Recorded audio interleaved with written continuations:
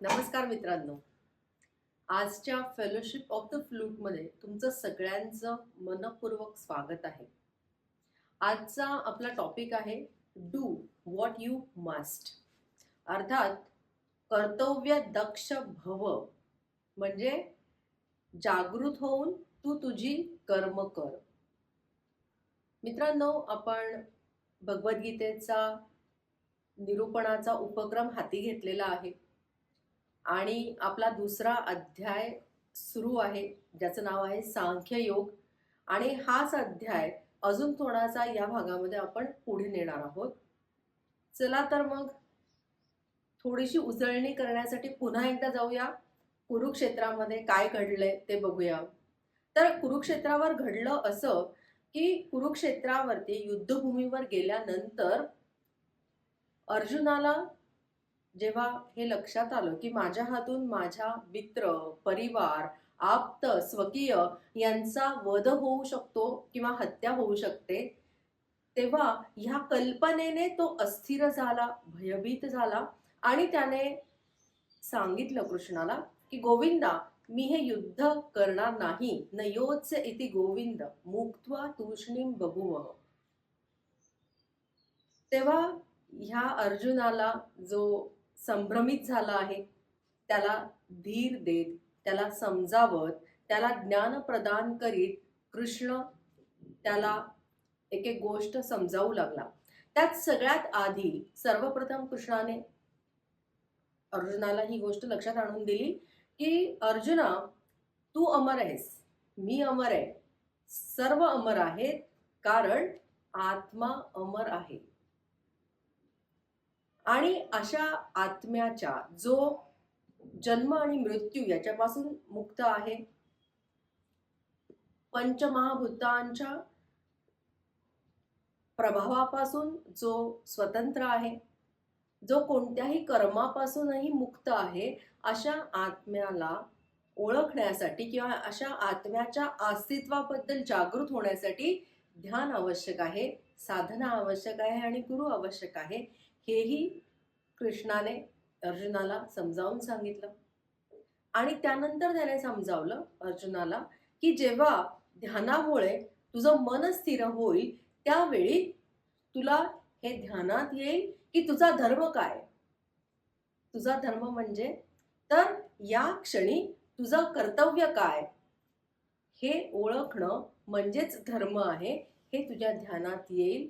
आणि अशा रीतीने कर्तव्य दक्ष हो अर्जुना, असं म्हणत कृष्ण वदला, स्वधर्मोऽपि चावेक्ष न विकम्पितुमर्हसि, धर्म्यादि युद्धात् श्रेयोऽन्यत् क्षत्रियस्य न विद्यते.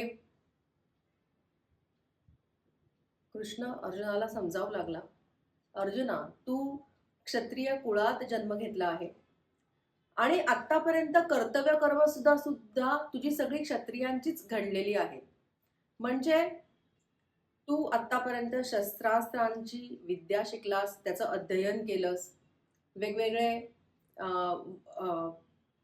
युद्धाचे प्रकार शिकलेला आहेस, तू राज्याचं अनुशासन केलंस, तू अन्यायाविरुद्ध सशस्त्र लढा दिला, प्रजाजनांना किंवा गरजवंतांना कामाची उपलब्धता करून दिलीस.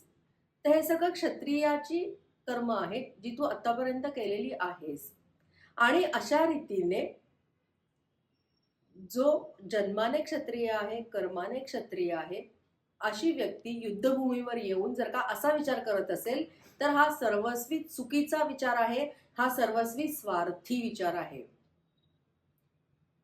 इनफॅक्ट अर्जुना, तू एक गोष्ट लक्षात घे, कृष्ण म्हणाला, तू एक गोष्ट लक्षात घे की बहुतांश वेळा युद्ध कशासाठी लढली जातात, तर आपली सत्ता, आपला अधिकार, आपलं साम्राज्य, आपलं वैभव वाढवण्यासाठी, समृद्धी वाढवण्यासाठी युद्ध लढली जातात. आणि आज कुरुक्षेत्रावरती जे युद्ध लढलं जातं आहे, ते धर्मतत्वांसाठी लढलं जातं आहे. हा दुर्मिळ योग आहे आणि या संधीचं तू सोनं कर. हा असाच वाया जाऊ देऊ नको अर्जुना तू तुझ्या हातून. हे पार्था, कर्तव्य दक्ष भव.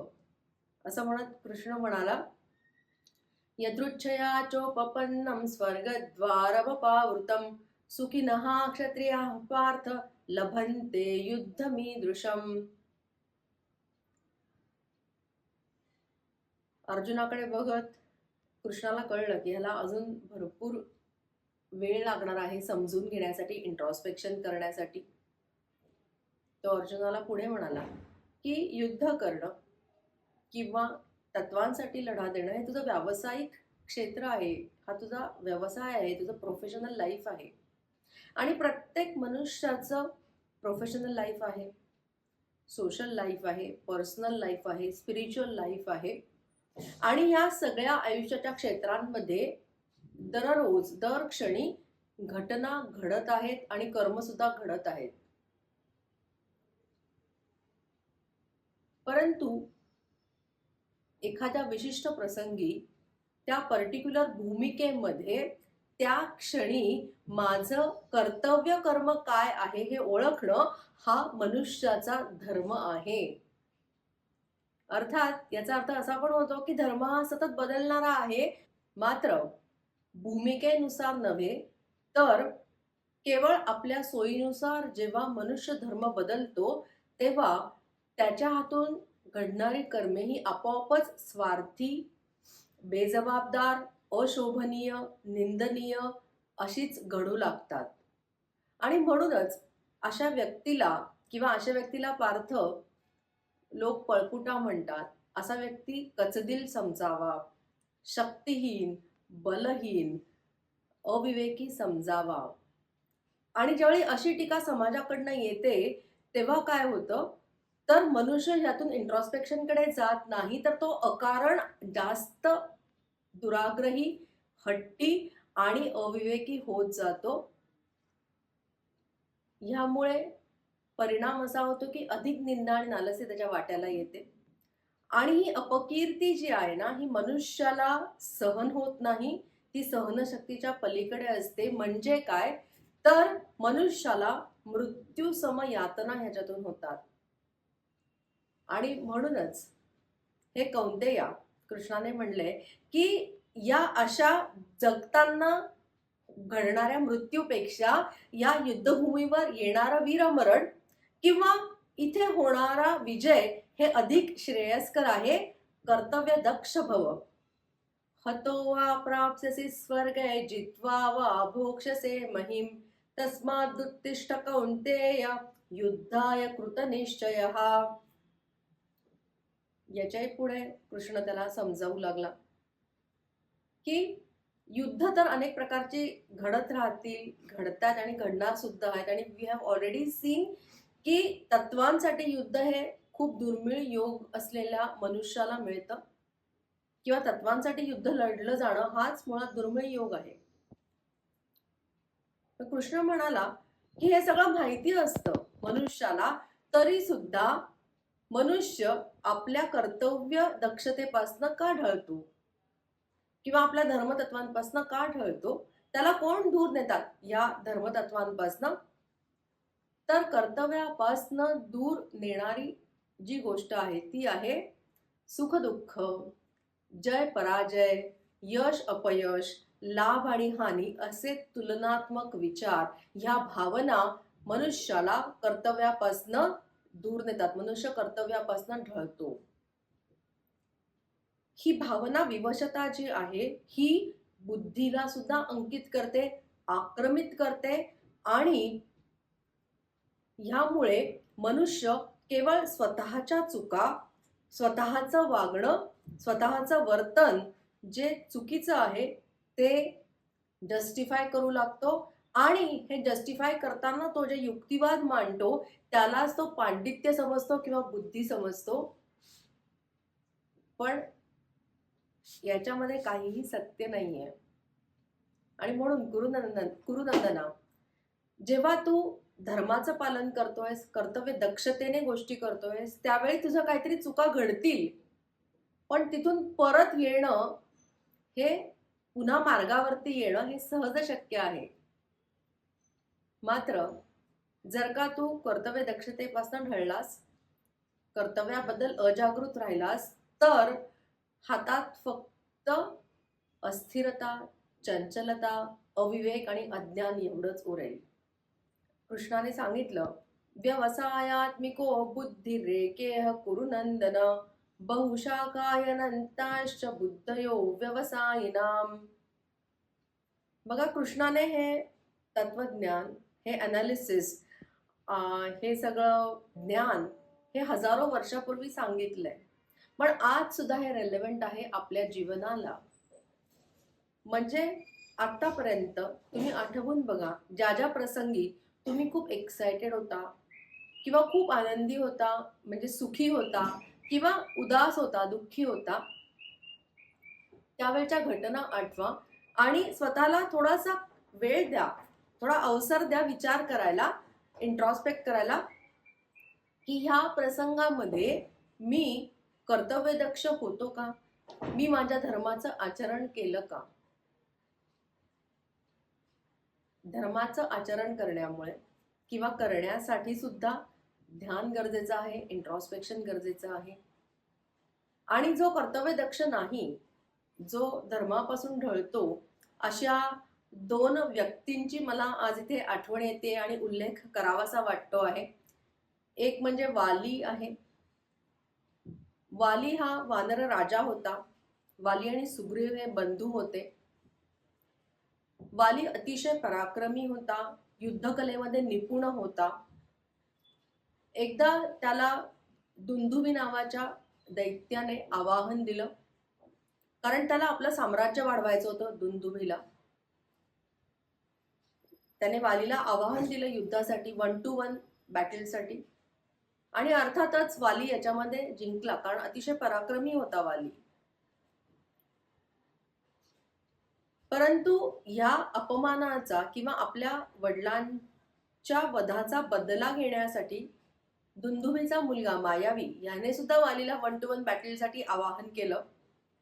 वाली गेला आणि हा मायावी दूर पळत गेला, एका जंगलामध्ये, एका गुहेमध्ये शिरून बसला आणि तिथे युद्ध सुरू झालं. तिथे युद्धाचे आवाज आतून येत होते आणि गुहेच्या तोंडापाशी सुग्रीव म्हणजे वालीचा भाऊ उभा होता. बरेच महिने, बरेच वर्ष हे युद्ध चाललेलं होतं आणि शेवटी एक रक्ताची धार त्या गुहेच्या दारातून बाहेर आली, पण वाली काय आला नाही.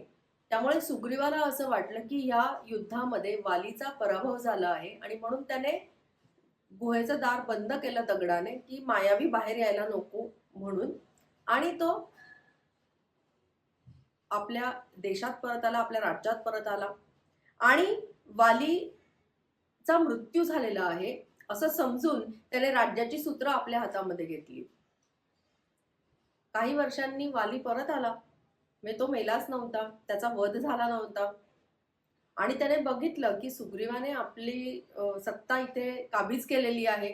त्यावेळी तो अतिशय क्रोधित झाला, अतिशय उद्विग्न झाला आणि त्या संतापाच्या भरामध्ये त्याने आपल्या भावाला राज्यातून तडीपार केलं. त्याची जी पत्नी होती सुग्रीवाची, रुमा नावाची, तिच्यावरती पण त्याने अधिपत्य गाजवायला सुरुवात केली, तिला आपल्या ताब्यात घेतली. पुढची कथा आपण कधीतरी फेलोशिप मध्ये पुन्हा ऐकूया की रामाने कशी सुग्रीवाला हेल्प केली आणि मदत केली. परंतु एक पॉइंट जो इथे मला क्लिअर करावासा वाटतो आहे की आजही वाली हा पराक्रमी, महारथी किंवा अतिशय सामर्थ्यवान वानर म्हणून ओळखला जात नाही, तर तो ओळखला जातो अन्यायी, जुलमी, क्रुएल आपण ज्याला म्हणू, आणि स्त्री लंपट किंवा डिझायर्सने भरलेला असं म्हणून वालीची ओळख आहे आज, कारण तो कर्तव्यापासून ढळला. मला दुसरी गोष्ट जी आठवते आहे आणि उल्लेख करावासा वाटतोय तिचा, ती आहे एकलव्याची.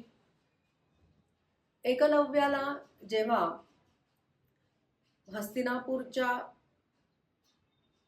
कॉलेजमध्ये किंवा तिथल्या अध्यापन कक्षामध्ये प्रवेश मिळाला नाही राजपुत्रांबरोबर युद्धकला शिकण्यासाठी, त्यावेळी तो आपल्या जंगलात परत गेला जिथे तो राहत होता, नेटिव्ह जंगलात.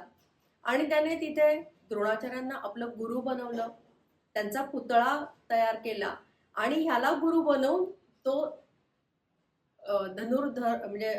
धनुर्विद्या त्याने शिकली, त्याच्यामध्ये तो पारंगत झाला आणि एस आर्चर तो बनला. आणि जेव्हा हे द्रोणाचार्यांनी स्वतः बघितलं, ते साक्ष झाले ह्या प्रसंगाला, तेव्हा त्यांनी गुरुदक्षिणा मागितली आणि त्यांनी मागितलं की मला तुझा अंगठा दे, उजव्या हाताचा अंगठा दे. तर शिष्य म्हणून त्याचं जे कर्तव्य त्या क्षणी त्या भूमिकेमध्ये होतं ते एकलव्याने पाळलं. तो कर्तव्यदक्ष होता आणि त्याने गुरुदक्षिणा म्हणून आपला अंगठा दिला गुरूंना. आणि म्हणूनच आजही सर्वोत्तम शिष्य म्हणून एकलव्य हा मानला जातो. त्याची कीर्ती आहे तशी. म्हणजे आजकाल आपण बघितलं तर आज सुद्धा अनेक कॉलेजेस किंवा शाळांना एकलव्याचं नाव दिलं जातं. ही कीर्ती त्याने कमवली कारण तो कर्तव्य दक्ष होता. तर अशा रीतीने माझा धर्म काय, मी कर्तव्य दक्ष असणं म्हणजे काय आणि कर्तव्याचं पालन सातत्याने करणे, यासाठी पुन्हा ध्यान आवश्यक आहे, साधना आवश्यक आहे. कारण साधनेमुळे इंट्रॉस्पेक्शन घडतं आणि यासाठी गुरु आवश्यक आहे. आपल्या सगळ्यांकडे कृष्णासारखा गुरु आहे, त्यामुळे ह्या मार्गावरती आपली नक्कीच प्रगती होईल. आणि कर्तव्यदक्ष भव हे जे मेडिटेशन आहे हे आपण आज करणारही आहोत. तेव्हा तो मेडिटेशनचा जो व्हिडिओ आहे तो सुद्धा सगळ्यांनी आवर्जून बघा आणि फॉलो करा. सगळ्यांना श्रावण महिन्याच्या, रक्षाबंधनाच्या आणि जन्माष्टमीच्या शुभेच्छा. धन्यवाद.